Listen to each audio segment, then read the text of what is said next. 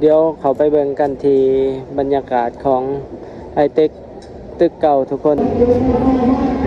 อย่าปื้นอย่าปื้น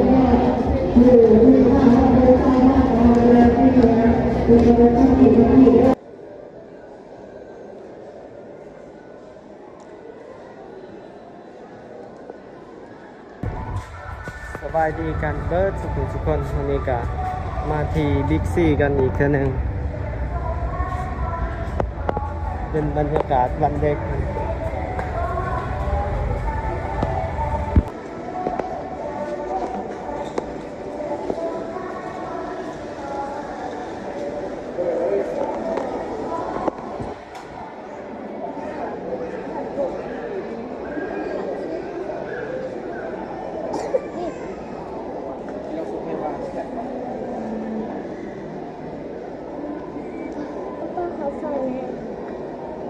นี่ก็มาที่บิ๊กซี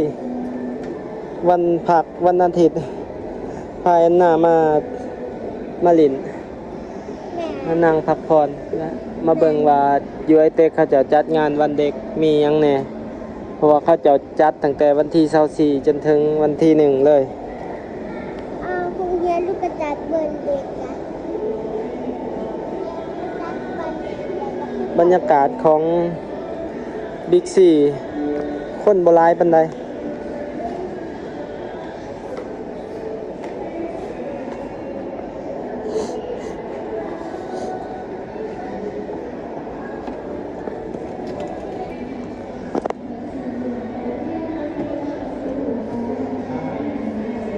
เย็นดีบัดอยู่นอกหอนเป็นหอน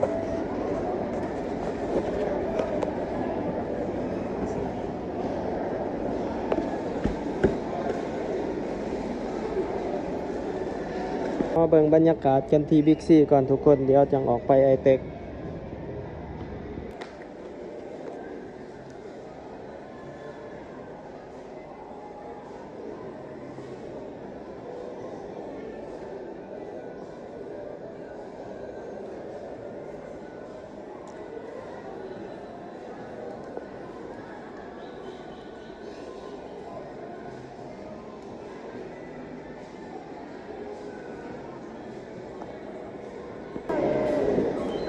บอลลินของลิน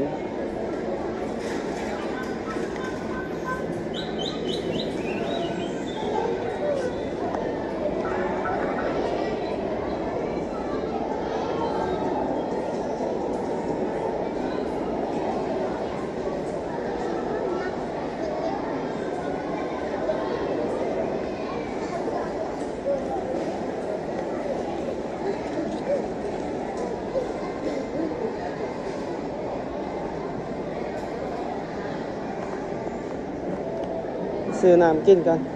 นะ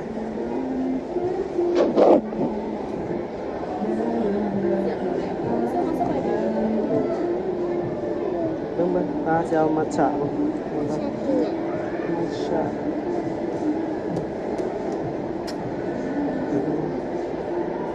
มัทฉะมัทฉะ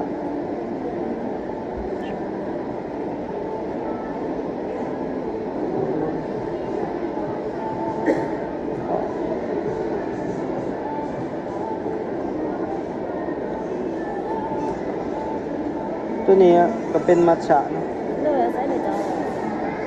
มัทฉะเอาตัว38อ่ะเอาเป็นหวานปกติบอกหวานหน่อย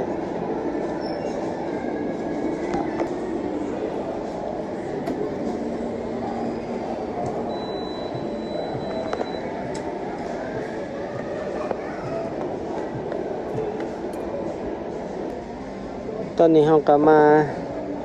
ซื้อน้ำกินอยู่ห้านโมซิสุเฮาทุกคนโมซิสุเฮาเราก็สั่งเป็นชานมมัทฉะ38,000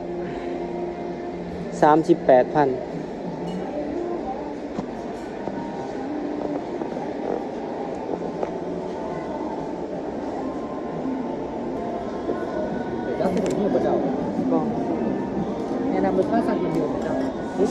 สั่งเครื่องดื่มก่อนดื่มเจ้า ขอบใจ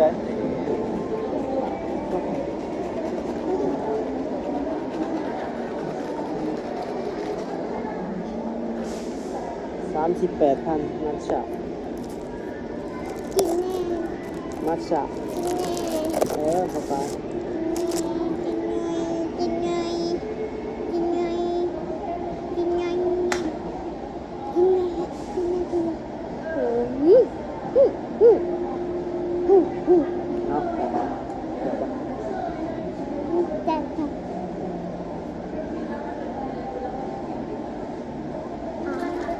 ดีต่อสุขภาพ อ่าอ่าอ่า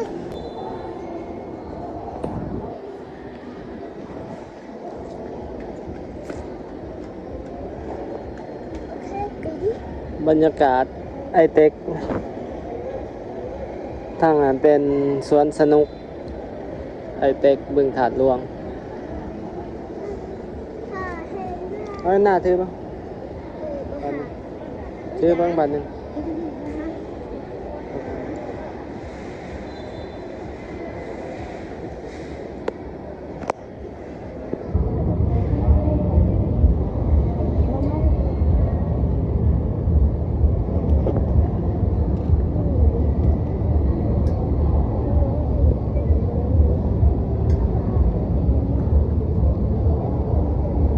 บรรยากาศของมื้อนี้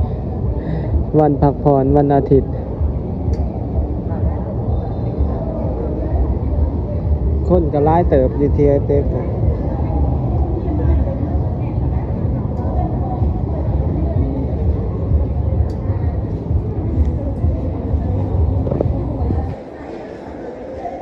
ตอนนี้เขาเจะกันเตรียมจัดงาน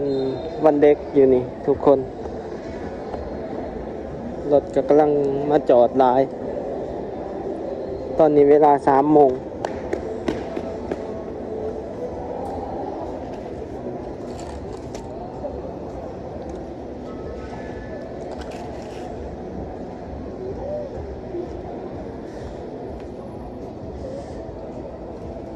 เดี๋ยวเขาไปเบิ่งกันที่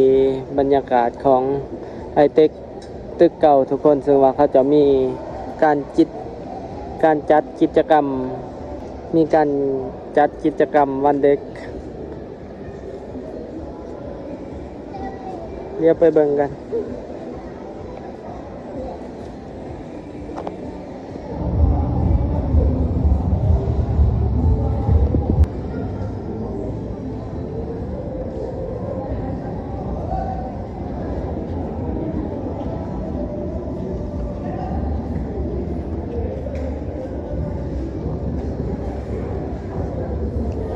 ทางยางบนนี้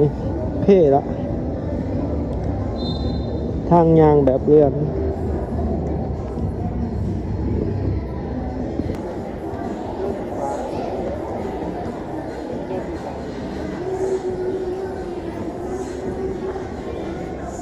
โอ้ทางนั้นมีกิจกรรม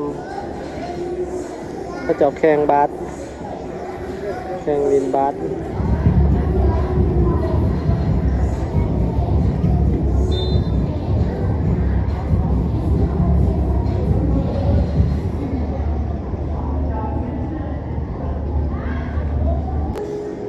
สำหรับคลิปนี้ก็สิบ่เว้าหลายทุกคนก็สิให้ภาพบรรยาย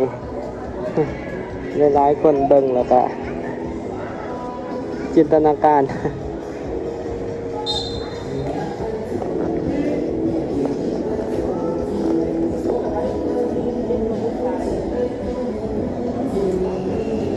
นะ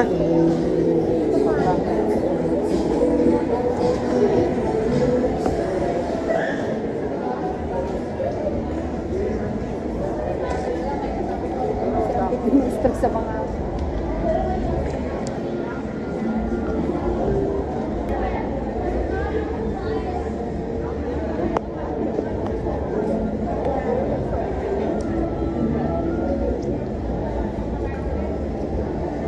ป้า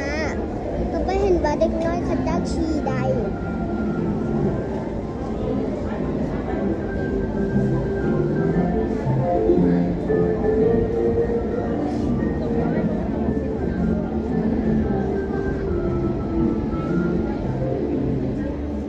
เดือนเร็วๆ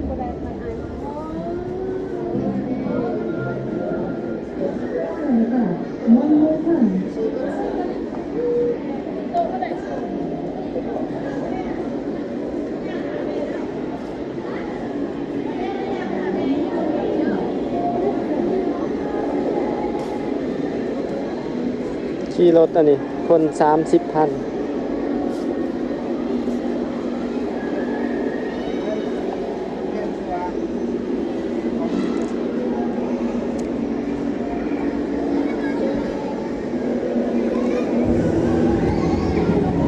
บอลเล็กหน่อยอยู่นี่ก็มีเวทีการจัดกิจกรรมเนาะ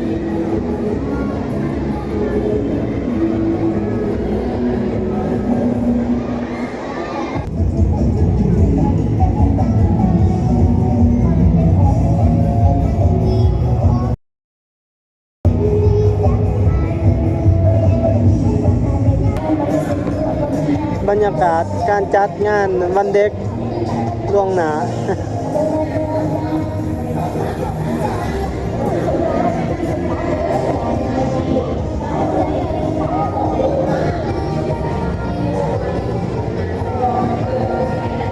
สัญลักษณ์ LGBTQ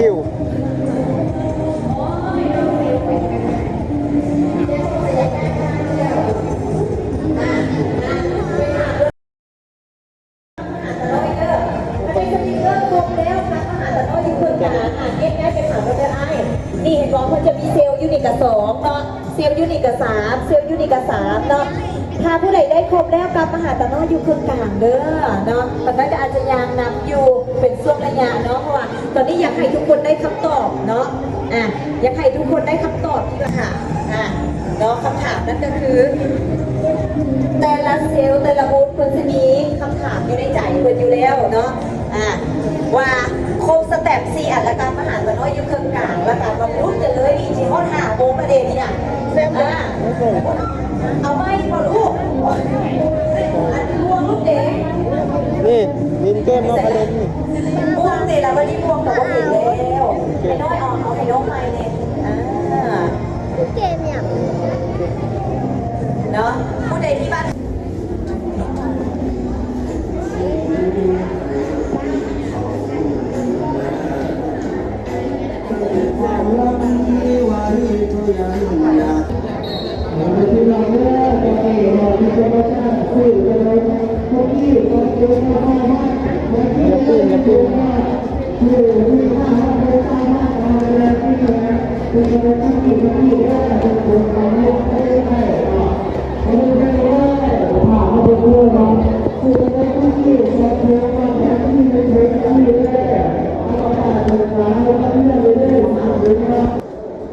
ตอนนี้เขาก็เตรียมงาน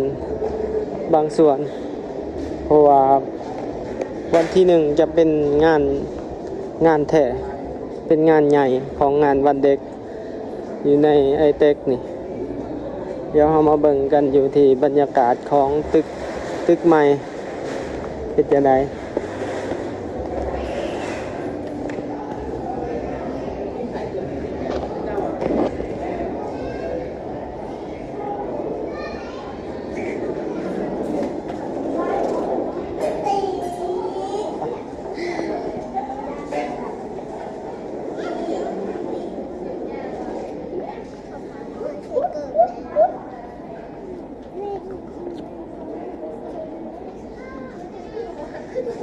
กีตาร์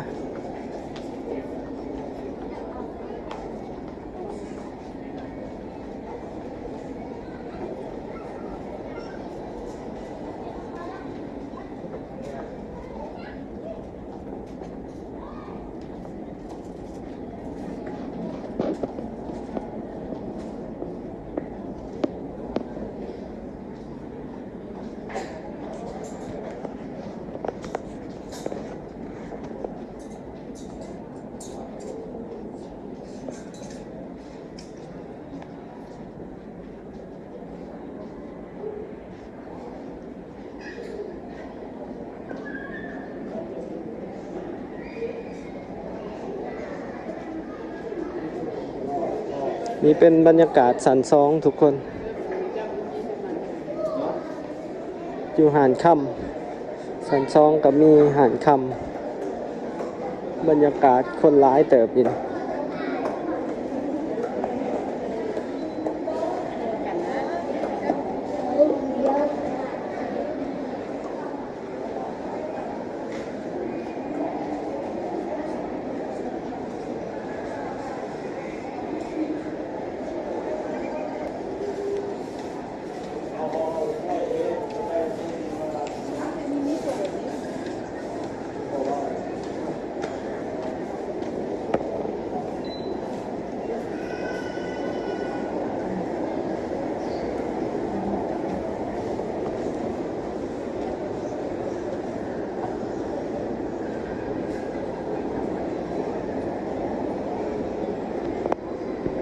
อยู่ในเต็กนี่ก็มีทั้งบิงซุนแล้วก็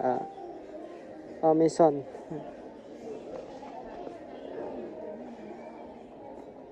เอายังกระแลมเนาะ